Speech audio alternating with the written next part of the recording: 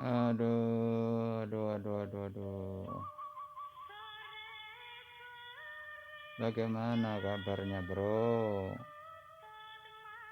Masih seperti itu, ke? Coba pikirkan apa yang saya udah nasihatkan, bro. Diskusikan dengan keluarga, bro. Jangan mikir sendiri karena ada keterlibatannya keluarga. Masalah yang super penting, berbahaya. Karena hari ini banyak orang, bro, mencari popularitas, mengorbankan dirinya sendiri. Kalau kita tidak mau menyembah Tuhan yang benar, pasti menyembah Tuhan yang palsu. Jalur kita tidak benar, maka jalurnya Anda jalur sesat menuju ke jurang-jurang naga. Tiada lain dan tiada bukan, hukum itu satu untuk semua, namanya keadilan. Kalau sekarang manusia mau berpikir secara logis saja, tidak usah kita berdebat-debat. Yang namanya dilahirkan manusia itu ya manusia. Yang kedua, mungkin suatu hari jadi nabi dan jadi rasul. Tidak ada rumusnya kalau Tuhan dilahirkan jadi bayi kecil, tidak bisa apa-apa. Sekian tahun baru jadi anak, mulai bicara, merangkak-merangkak, berjalan tertatih-tatih, kemudian berlari-lari seperti anak kecil, merengek-rengek ibunya, minta uang, minta beli es krim, dan sebagainya. Itu kalau kita mau berpikir dengan nalar yang sadar, yang normal, nalar mulia dengan disertai hati-hati yang suci murni, menuju jalur ilahi yang membebaskan diri kita dan keluarga kita dari siksa api. La ilaha illallah dari sejak zaman dahulu kala Nabi Adam itu mengakui tiada Tuhan kecuali Allah yang esa, yang menciptakan seluruh jagat raya, memeliharanya, memberikan rezeki, kemudian yang mengurus segala sesuatu. Ada yang langsung diurus oleh Allah, ada yang melalui ajudannya para malaikat yang jumlahnya triliunan. Tapi kalau perkara sesembahan ini langsung Allah selalu berfirman, sembahlah aku, sembahlah aku, sembahlah aku, taatlah kepadaku, puja-pujilah aku, berdoalah kepadaku, bersandarlah kepadaku, bertawakallah kepadaku.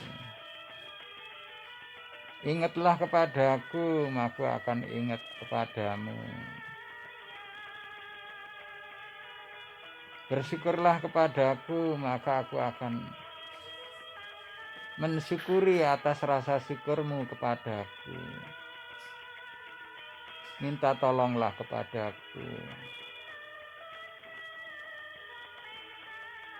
Itulah sifat dari Tuhan kita dari sejak adanya Tuhan Allah. Selalu begitu. Kalau ada hambanya yang namanya manusia yang dibekali hawa nafsu, pikiran, hati, nalar, indera dan badan yang luar biasa ganteng-ganteng dan cantik-cantiknya. Apabila sempat melakukan dosa, kemudian manusia ini bermohon-mohon kepada Allah atas dosanya, mohon diampuni karena kelemahan-kelemahan yang ada pada manusia yang selalu digoda iblis dan setan, serta diikuti terus dengan hawa nafsu. Maka permohonan tobat, mohonan ampun kepada Allah itu Allah berkenan untuk mengampuninya. Dan banyak cara bagi Allah kepada orang yang beriman itu untuk bagaimana cara mengampuni hambanya yang telah berbuat dosa dan mohon ampun kepadanya. Sehingga godaan iblis dan setan yang selama ini telah menimbulkan dosa-dosa pada manusia itu menjadi 0. Manusia diharapkan oleh Allah, dikehendaki Allah agar matinya itu dalam keadaan suci, bersih, tanpa dosa. Oleh sebab itulah, karena godaan dunia yang begini dahsyatnya, banyak sekali ujian-ujian harta, benda, uang, wanita, popularitas dan sebagainya. Maka Allah berkenan mengampuni hamba-hambanya yang mohon ampun kepadanya dengan banyak cara. Seperti di bulan Ramadan ini Allah hari-hari memberikan gerasi yang begitu banyak kepada hamba-hambanya yang telah meninggal dunia, yang beriman. Siapa sih orang-orang yang beriman itu ya? Yang taat dan ikut ajaan Nabi Allah dan Rasul Allah. Telah dikirimkan lebih kurang 140.000 para nabi dan rasul. Bahkan mungkin lebih dari itu. Sejak zaman Nabi Adam, manusia ini selalu dibayang-bayangi dengan pahala dan dosa, melakukan kebaikan-kebaikan, melakukan perintah-perintah dari Allah, maka dicatat pahala pada catatan amal kebaikan manusia. Akan tapi ketika melakukan pelanggaran karena melakukan yang dilarang oleh Allah Tuhan kita, maka dicatatlah sebagai dosa yang ditulis di amal-amal keburukan manusia itu. Yang mencatat itu malaikat Raqib dan Atid, sebelah kanan dan sebelah kiri yang selalu menemani.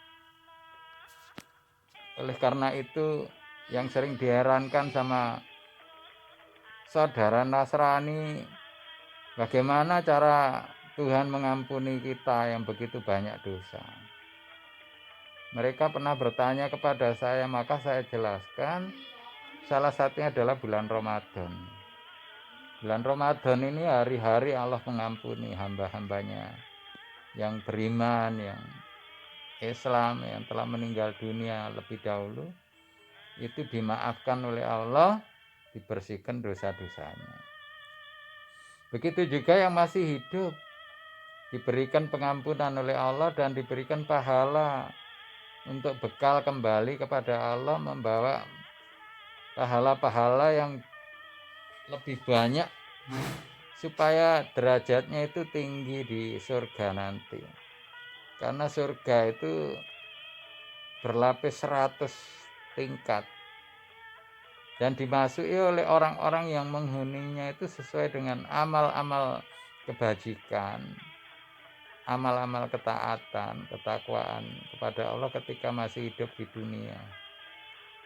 Jadi tidak semua orang masuk dalam satu level surga. Jadi sesuai dengan amal-amal kebaikan mereka. Oleh karena itulah maka saya seru kembali kepada Mas Bambang sebagai saudara manusia.